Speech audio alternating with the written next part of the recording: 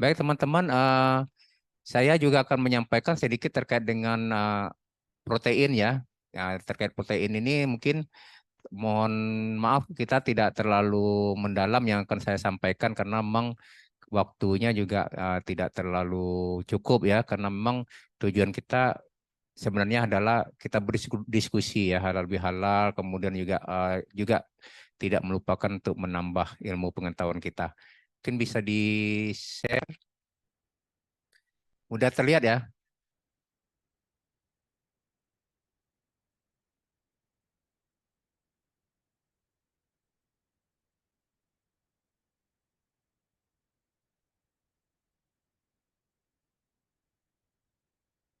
Udah. Coba yang di awal tadi. Cuman tampilannya sepertinya masih tampilan. Kalau di kami udah terlihatnya, teman-teman udah bisa ya. Ini kalau Sudah. di udah bisa terlihat ya. Ya, kita akan mencoba menyampaikan terkait dengan protein dalam saluran cerna ya. Nah, ini mungkin hanya sedikit karena saya yakin teman-teman semua udah paham seluruhnya. Lanjut. Ini sekedar pengenalan saja. Kemudian ini yang perlu kita pahami bahwa tentang peran protein di mana protein kita ketahui adalah gugus senyawa organik dengan gugus amina. Jadi amina ini ada nitrogen yang memang ciri khas dari protein. Jadi tidak ada yang punya nitrogen selain protein ya karena karbohidrat dengan lemak itu biasanya rantai C yang dominan dan tidak ada unsur nitrogen di dalamnya. Kemudian unsur gugus ini juga akan membentuk nanti akan dipecah dalam bagian terkecilnya adalah dalam bentuk asam amino. Nah, untuk protein sebenarnya banyak struktur utamanya terdapat di dalam otot dan jaringan tubuh kita. Jadi kita selalu beranggapan bahwa mungkin protein itu adalah sekedar enzim atau yang lainnya, tapi sebenarnya hampir sebagian besar seluruh tubuh kita ini merupakan protein ya sebenarnya. Kemudian untuk pembentukan produksi hormon, enzim, hemoglobin itu seluruhnya memerlukan protein. Dan kemudian untuk proses-proses metabolisme dalam tubuh ini juga memerlukan protein yang dalam bentuk asam amino. Termasuk juga alat transportnya itu semua juga berasal dari protein. Dan kemudian protein juga merupakan sumber energi meskipun bukan sumber utama. Nah, ini yang saya sampaikan tadi bahwa kita nanti akan berbicara tentang siklus Krebs, di mana semua sistem zat gizi makro itu akan diproses sehingga nanti akan menghasilkan energi baik dari karbohidrat, lemak maupun protein. Nah, di dalam itu semua juga diperlukan enzim dan juga terpenting adalah mineral dan kemudian juga apa namanya vitamin. Nah, vitamin B12 merupakan salah satu proses yang vitamin yang juga dibutuhkan dalam proses metabolisme tubuh. Nah, ini secara teorinya teman-teman, ini terdapat sekitar 500 asam amino di dalam alam ya. Nah, baik di tumbuhan maupun di yang lainnya. Tapi kalau di manusia kita hanya mengenalnya 21 atau 20 asam amino.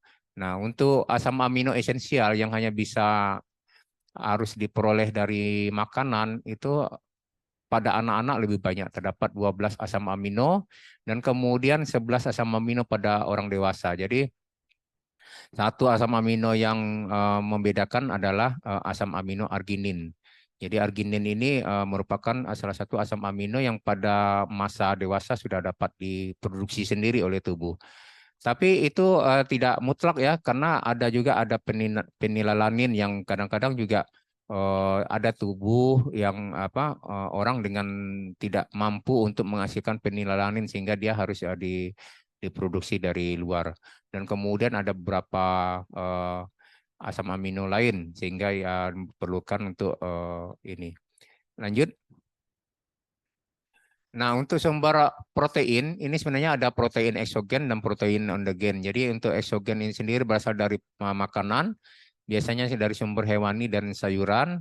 Ini memberikan sekitar 11-14% dari rata-rata asupan energi. Jadi ini adalah standar kita bahwa kita selalu waktu di diet itu selalu diminta 15% itu adalah protein, ya kan, dari energi. Nah, ini standarnya. Kemudian untuk umumnya berkisar antara 70 sampai 100 gram protein kita konsumsi per hari.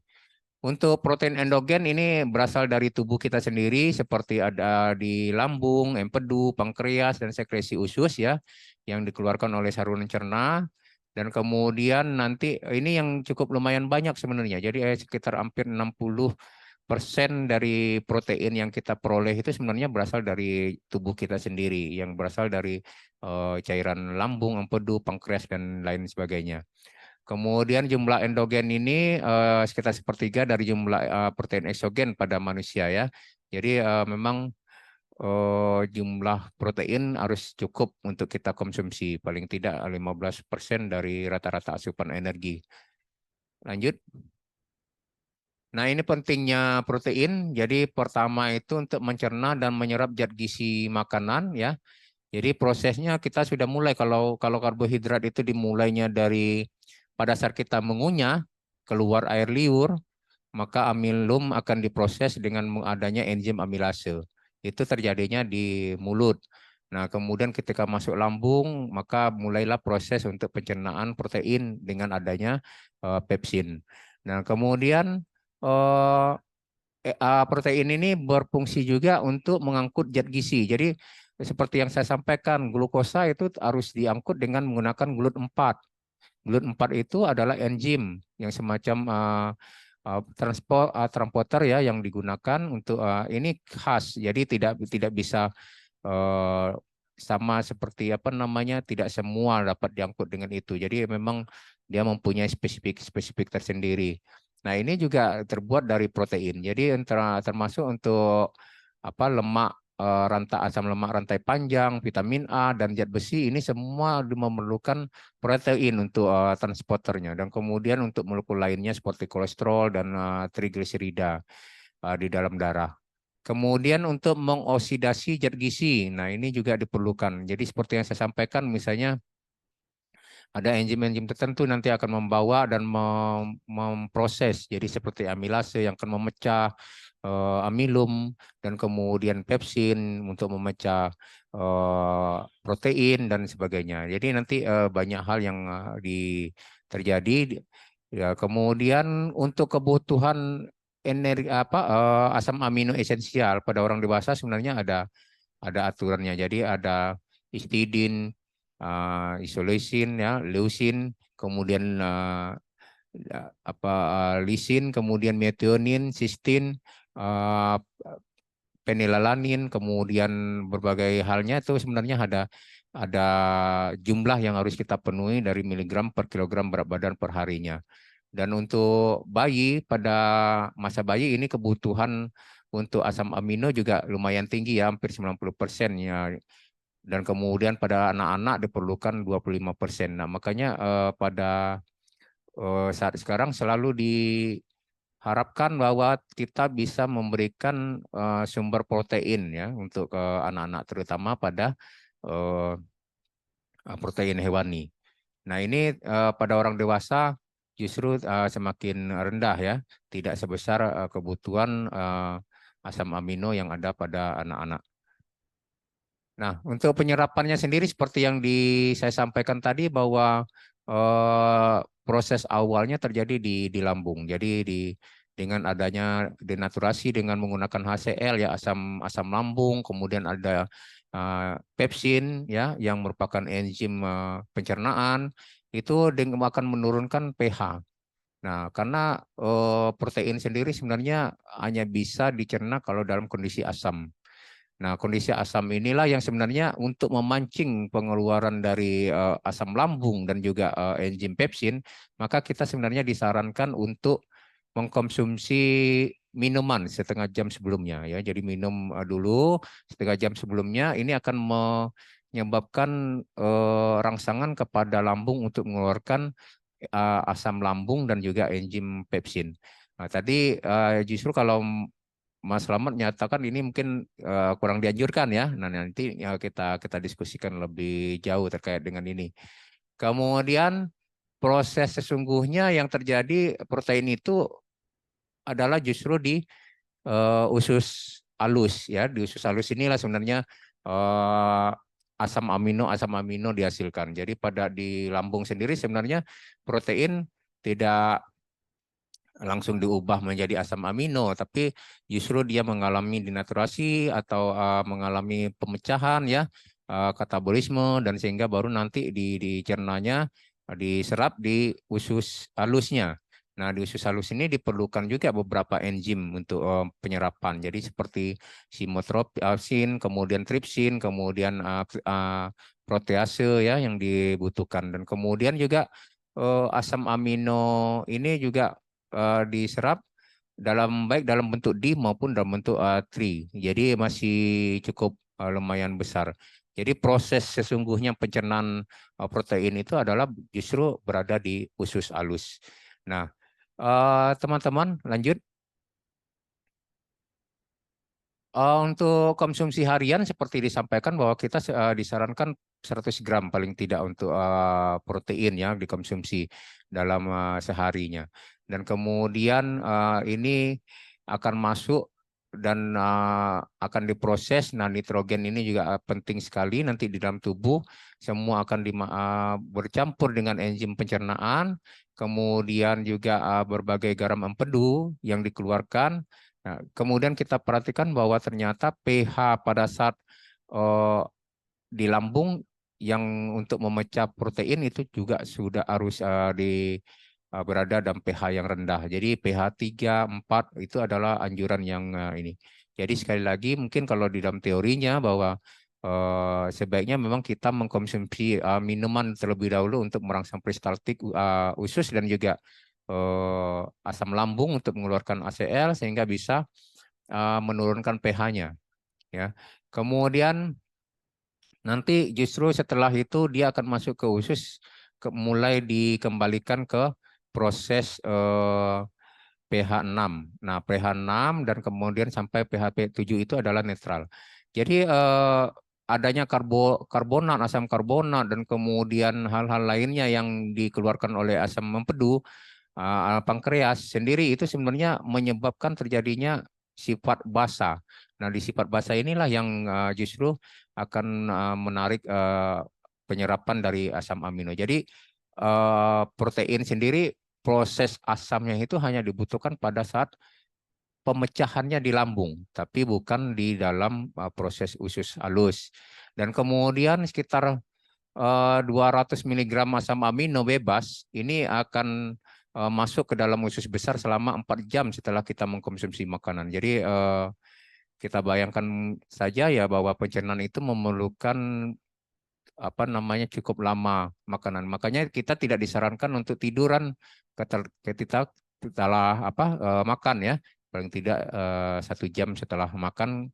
Jadi disarankan kalau di puasa itu kan selalu ya ada semacam apa namanya sunnah Rasul ya untuk selesai sahur jangan tidur. Nah ini teorinya seperti itu.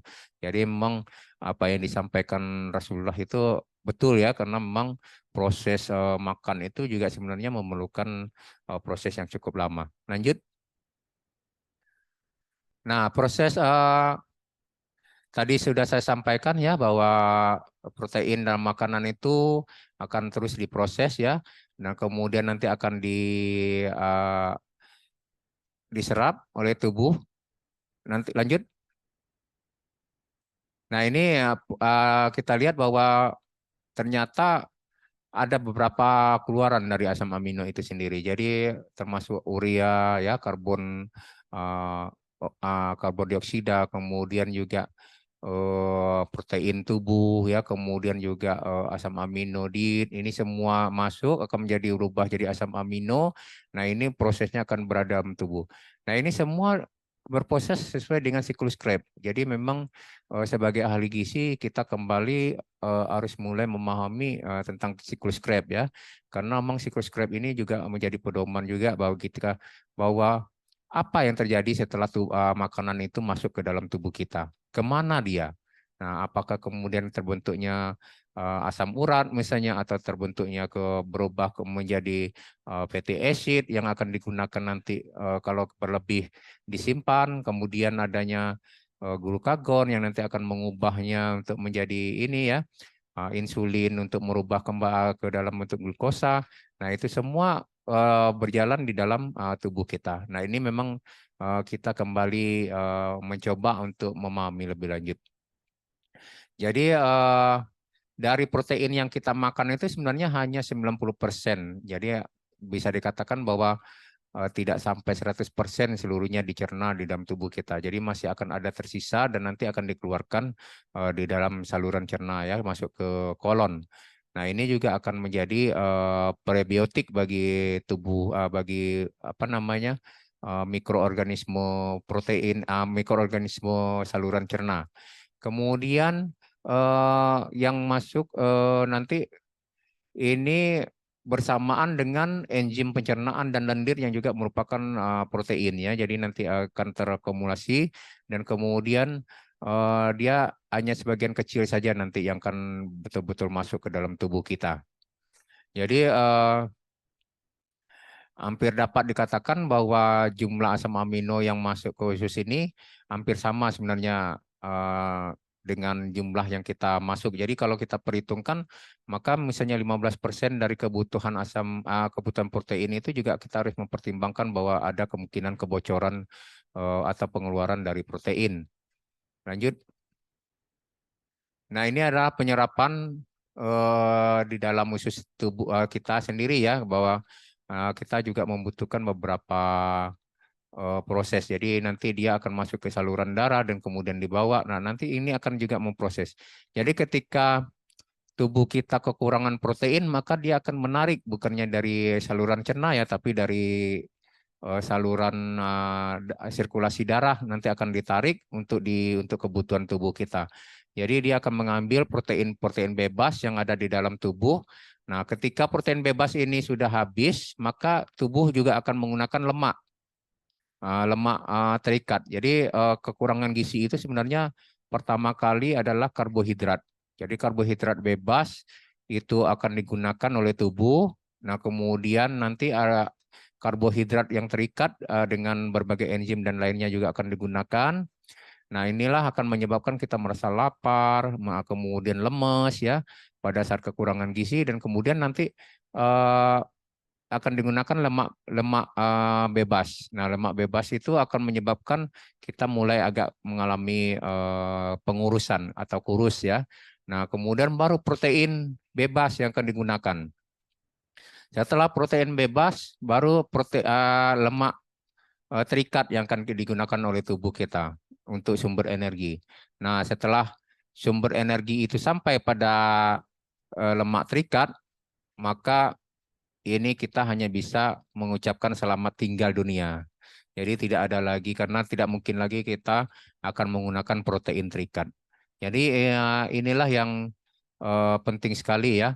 Dan kemudian ternyata di tingkat pencernaan dan penyerapan protein sendiri sangat dipengaruhi oleh bagaimana kita mengolah makanan itu. Jadi pemanasan, seperti contohnya kita paham semua bahwa telur itu kalau digoreng sudah gosong di bagian pinggirnya itu kan sudah terdenaturasi, artinya ya bagian pinggirnya sudah menjadi karbon. Jadi itu bagaimana kita mengolahnya, kemudian dengan pemanasan, kemudian pembentukan gel, ya, kemudian hidrolisis enzimatik yang terjadi, dan kemudian dampak metabolik. Nah, ini semua mempengaruhi. Jadi termasuk dari sintesis otot dan homeostasis glukosa. Jadi kita mulai berpikir juga bahwa ternyata glukosa juga mempengaruhi untuk pemanfaatan atau penyerapan dari protein ya, bahwa kita tidak hanya bisa mengatakan oh tidak ada hubungan antara glukosa dengan protein, semua ternyata mulai prosesnya sudah mulai ada hubungan ternyata. Karena apa? Glukosa itu sendiri juga akan menciptakan kondisi basa di dalam tubuh kita. Jadi pada saat di saluran cerna dia akan menciptakan kondisi basa. Nah, makanya ada beberapa pendapat mengatakan sebaiknya konsumsi protein itu jangan bersamaan dengan konsumsi gula atau konsumsi karbohidrat yang tinggi. Karena nanti pada saat ini justru di dalam lambung dia akan memperlambat proses pemecahan protein. Ya, lanjut. Nah, ini adalah jenis-jenis asam amino. Saya rasa kita juga sudah bisa tahu semua ya, karena ini sudah sejak zaman dahulu kala ini kita baca dan kita pelajari. Lanjut. Nah, asam amino esensial itu biasanya beragam. Jadi saya ada daftarnya, tapi mungkin teman-teman juga bisa lihat nanti di daftar komposisi bahan makanan ya. Nah, ini beragam antar makanan itu sendiri. Jadi makanan kalau di dalam makanan yang sudah olahan ini biasanya protein asam amino esensialnya sudah dalam bentuk protein terikat ya. Jadi sulit untuk dicerna sebenarnya. Makanya kita menyarankan kalau di dalam MPASI itu sebaiknya adalah makanan segar karena makanan segar itu mengandung asam amino esensial bebas yang bisa lebih mudah untuk dicerna oleh tubuh. Kemudian susu ini merupakan sumber asam amino esensial yang melimpah ya, kecuali arginin dan lisin. Kemudian pangan sumber nabati umumnya lebih sedikit mengandung asam amino esensial. Ya, khususnya untuk lisin, metionin, tiorin, dan tripsin. Jadi ini juga perlu kita apa namanya siasati ya. Makanya kalau protein nabati ini sebaiknya kita gabung antara biji-bijian, kita gabung dengan yang sumber protein nabati lainnya. Jadi tidak tunggal dalam satu bentuk pangan nabati saja ya. Lanjut. Nah, ini sindroma defisiensi asam amino esensial ya. Yang pertama, timbul rasa nafsu makan yang rendah dan muntah. Kemudian adanya gangguan penyerapan, pengangkutan, penyimpanan unsur hara, organik dan anorganik. Ya, karena seperti yang saya sampaikan tadi bahwa enzim protein juga merupakan salah satu transporter ya untuk penyerapan dan pengangkutan dari berbagai unsur mineral dan vitamin. Kemudian berkurangnya sintesis neurotransmitter. Nah, ini pada mereka yang di rumah sakit jiwa ini perlu dipertimbangkan ya. Kemudian gangguan emosional, timbulnya kemurungan, depresi berat, kecemasan, ansitas ini juga penting ya. Ansitas bagaimana? Jadi pentingnya pemberian protein juga perlu dipertimbangkan ya. Jadi pada mereka yang mengalami gangguan jiwa. Kemudian lekas marah, susah tidur, anemia yang mungkin mengiringi. Kemudian berkurangnya transportasi oksigen. Ya, karena memang salah satunya hemoglobin itu kan merupakan bentuk dari protein.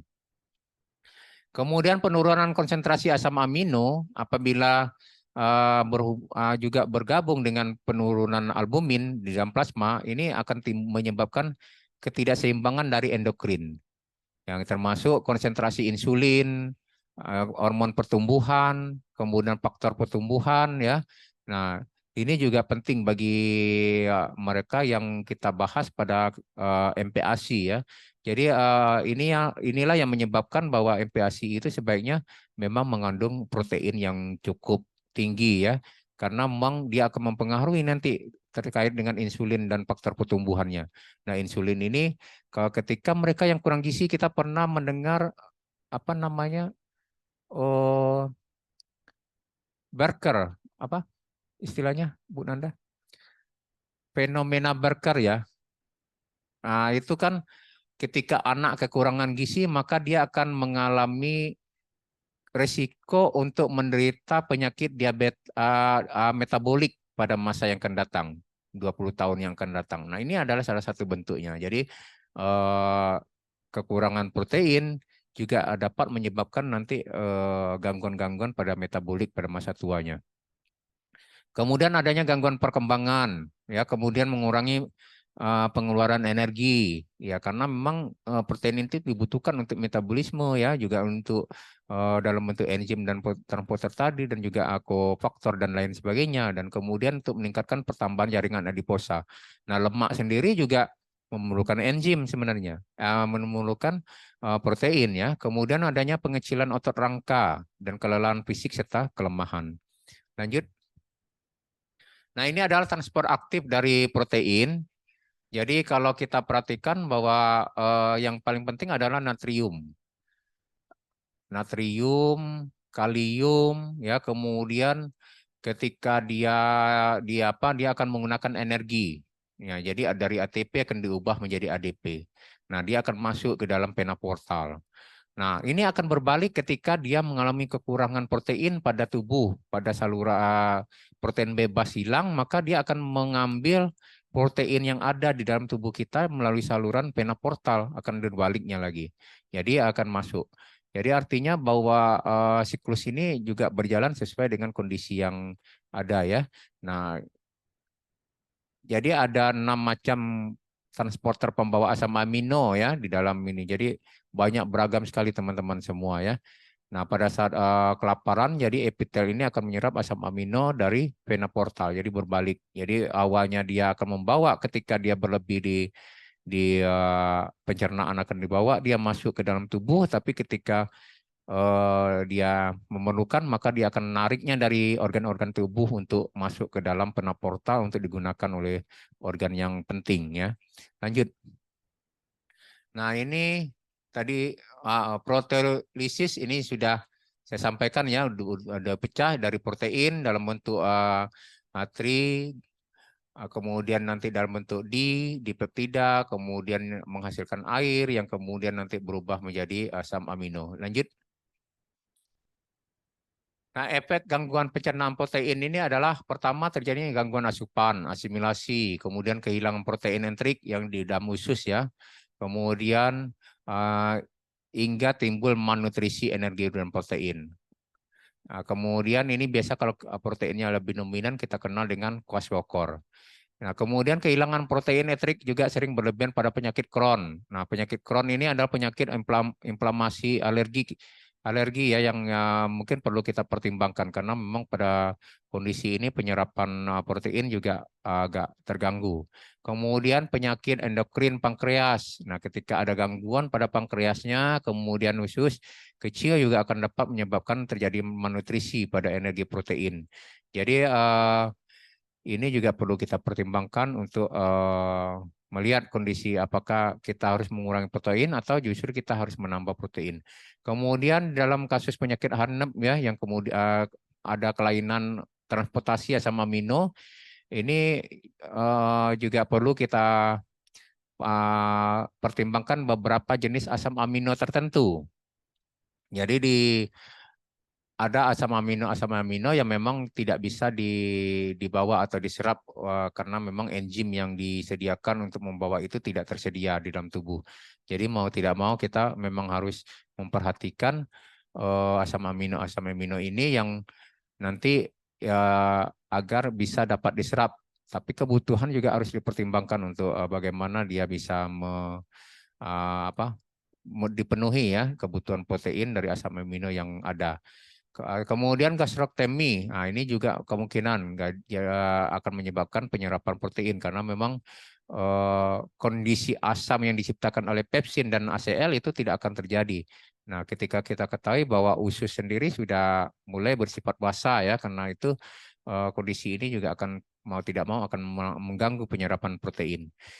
Dan kemudian selanjutnya kesimpulannya mungkin adalah asupan protein sangat penting ya dari metabolisme tubuh makhluk hidup. Kemudian juga kebutuhan protein ini dipengaruhi oleh umur, jenis kelamin, aktivitas fisik, adanya depresi dan kondisi mental, kemudian kondisi metabolisme tubuh. Jadi adanya penyakit, pengobatan, peningkatan atau kemunduran biologis ya. Ini juga mempengaruhi dari kebutuhan protein. Kemudian gangguan pencernaan dapat mempengaruhi asupan dari protein tubuh. Kemudian juga mungkin diperlukan protein dalam bentuk khusus ya karena untuk memenuhi kebutuhan protein pada kondisi-kondisi tertentu. Demikian mungkin yang bisa saya sampaikan teman-teman semua. Nanti insya Allah saya bagikan ya untuk ininya apa namanya. Lanjut mungkin sedikit lagi. Nah, kami mengharapkan teman-teman tetap bergabung bersama kita ya di Asosiasi Dietitian Indonesia Bangka Belitung.